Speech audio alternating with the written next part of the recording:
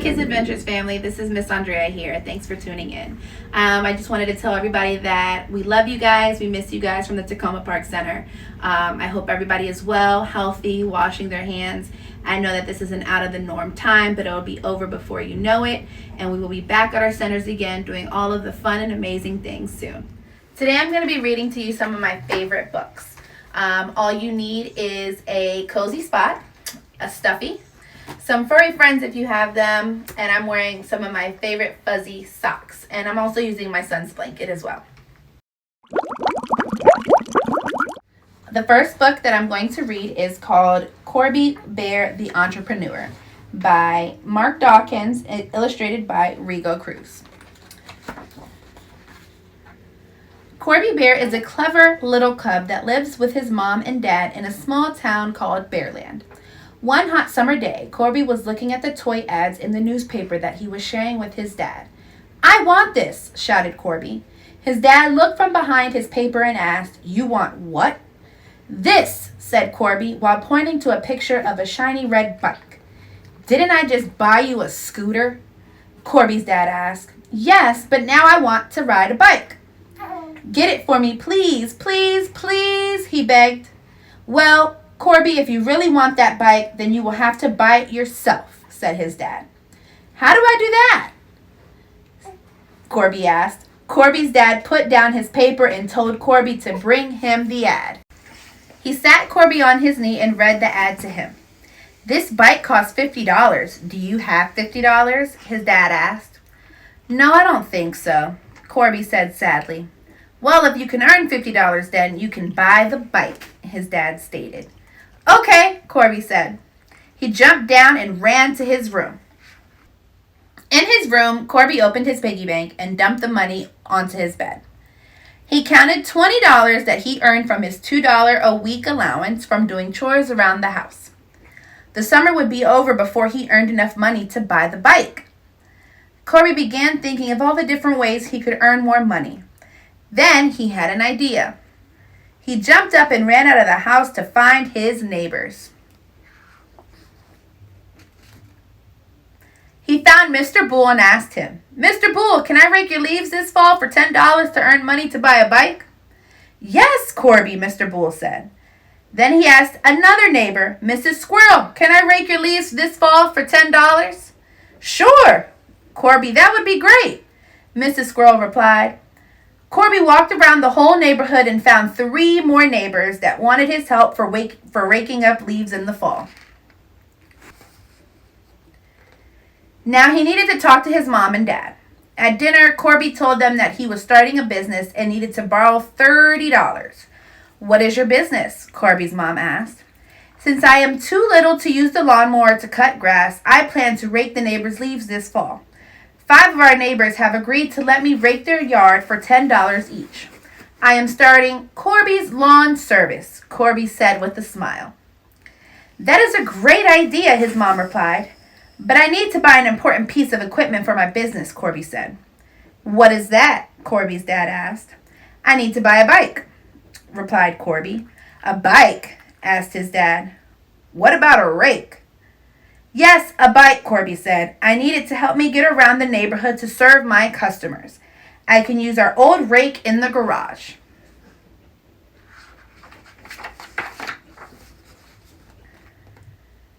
Corby's mom and dad were impressed that he had already found customers, so they agreed to give him a loan for his business. They gave him $30. Now he had enough money to buy his bike. Corby's dad was both amused and pleased that Corby figured out a way to get the bike. So he took Corby to the store to buy the bike. To purchase the bike, Corby used the money from his piggy bank and the money his mom and daddy loaned him.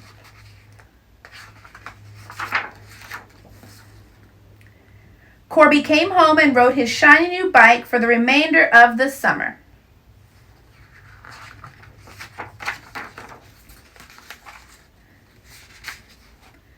When fall came, the leaves began to clutter the yard. Corby rode his bike to his neighbors' houses and raked up the leaves in their yards.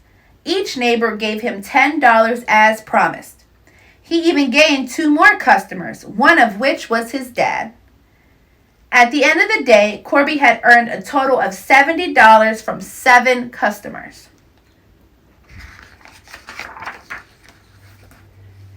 Corby counted his money while sitting at his desk. After paying back his mom and dad the money they loaned him, he had $40 left over to save in his piggy bank. This was even more money than before he got his bike. He was happy and proud that he was able to buy a bike and make more money at the same time.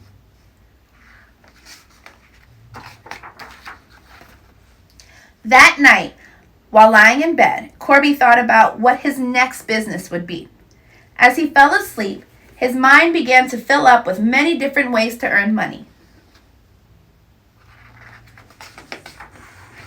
The end. I hope you guys enjoyed that book. It definitely put them down for a nap. Our next book is called The 3 Little Super Pigs by Claire Evans.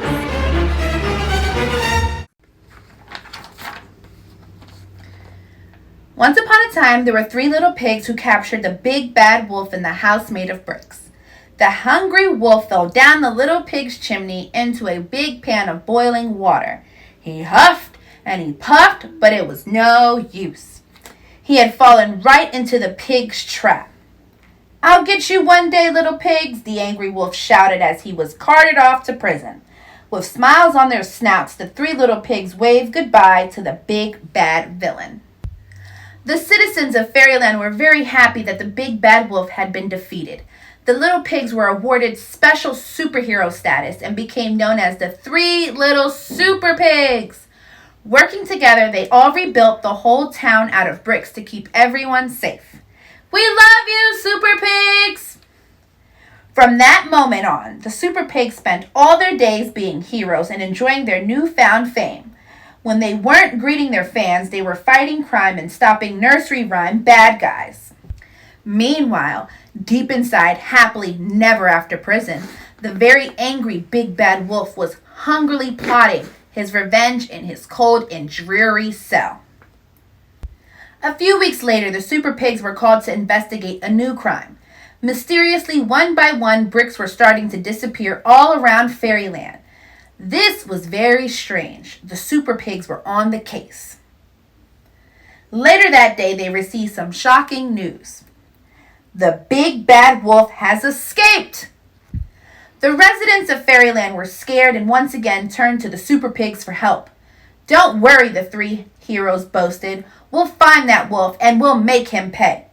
The 3 little Super Pigs hunted high and low, far and wide, and long and hard, but the big bad wolf was nowhere to be seen. The pigs searched everywhere for clues. Some people claimed they'd seen the wolf dressed up as an old lady. So the pigs rounded up all the grandmas in Fairyland. But the wolf was a master of disguise and they just couldn't spot him. Every day, more and more bricks disappeared from Fairyland. As night fell, the whole town locked themselves indoors, too frightened to go out. They hoped the Super Pigs would find the wolf soon. He was up to something big and bad. Back at home, the first Super Pig was relaxing when he sensed something strange. Suddenly, a dark shadow fell upon the room. "The big bad wolf!" cried the Super Pig. "I don't need to huff, I don't need to puff, and I don't need to blow your house in, because I'm already inside," replied the pointy-eared wolf. The pig ran out through the front door, but he was met with a terrible surprise. The cunning wolf had built a gigantic wall around the Super Pig's houses, using the stolen bricks from Fairyland. The Super Pig was trapped. Attempting to flee, the Super Pig tried to climb the brick wall using a ladder from the side of his house, but it was too short. "Gotcha!" sneered the wolf as he captured the helpless pig. Unaware of the danger, the second Super Pig was at home polishing his metals when he suddenly spotted something out of the corner of his eye. "The big bad wolf!" shrieked the Super Pig. "I don't need to huff, I don't need to puff, I don't need to blow your house down, because I'm already inside," growled the wolf. With a huge scream, "Ah!" The terrified Super Pig quickly ran outside and into the enormous brick wall. Desperate to escape, the little pig jumped on a nearby trampoline, bouncing as high as he could, but it was no use. Gotcha, boasted the wolf as he caught the pig in his trusty nets. 2 down, 1 to go, laughed the wolf as he prepared his delicious meal. The third Super Pig had heard all the commotion and was busy hatching a plan when the big bad wolf suddenly appeared at his window.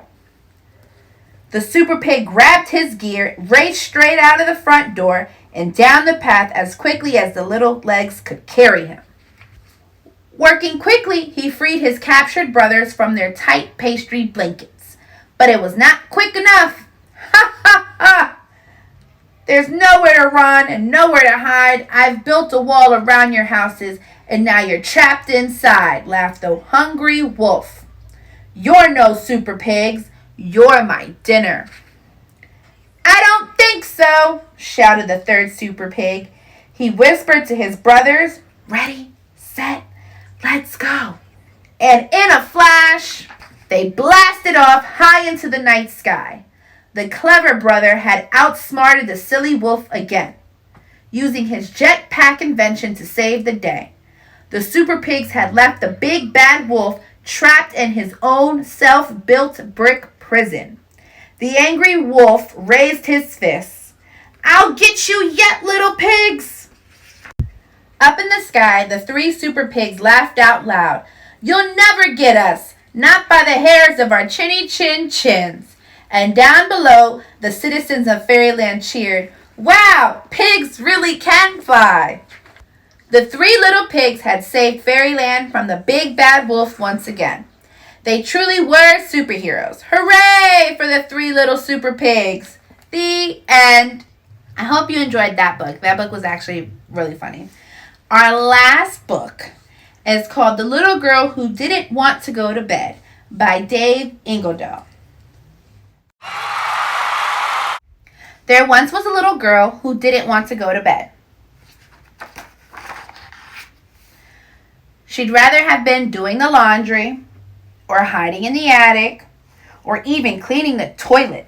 Anything would have been more fun than bedtime. Every night, she'd make up excuse after excuse after excuse. I'm hungry. I'm not tired. Just one more story, please.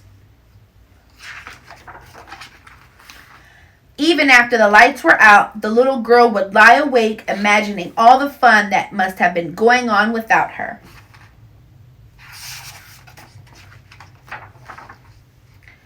So she snuck out of her room one night, but all she saw was Mom and Dad doing boring grown-up stuff.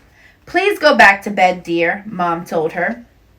Later that night, she snuck out again. But no matter where she hid, her parents sent her right back upstairs. Again, and again, and again. Finally, Dad said to her, if you're having trouble sleeping, why don't you try counting to yourself, upstairs in your room? The little girl thought that was a fantastic idea.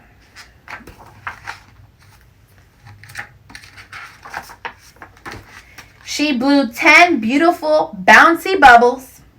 She knitted 9 knobbly knickknacks. She piloted 8 pointy paper planes. She salted 7 servings of celery soup. She sang 6 sassy sing-along songs. She photographed 5 flickery, fluttery fairies. She drew 4 dreamy dragon drawings. She juggled 3 jiggly jumping jellyfish. She performed 2 peppy poppy polkas. She sculpted 1 scary scrap metal scorpion. After that, she decided it was finally time to go to bed. But just as she was getting cozy, the sun started to rise. The little girl had stayed up all night long. At breakfast, nothing went quite right for the sleepy little girl. The peach syrup didn't pour where it was supposed to. The milk wouldn't stay on her fork. Her favorite straw wasn't working properly, but at least her pancakes were soft and fluffy. Mom sent her upstairs to get ready for the day. Make sure to comb your hair and brush your teeth. And don't forget we have a party later. Please wear something nice. Mom and Dad took her to the park to play. But it just wasn't as much fun as usual. It was a beautifully windy day, which would have been the perfect weather to fly a kite for the very first time. If only she could have stayed awake. By the time the little girl arrived at the party, she was exhausted. She missed out on all the piñata prizes and didn't even get any ice cream.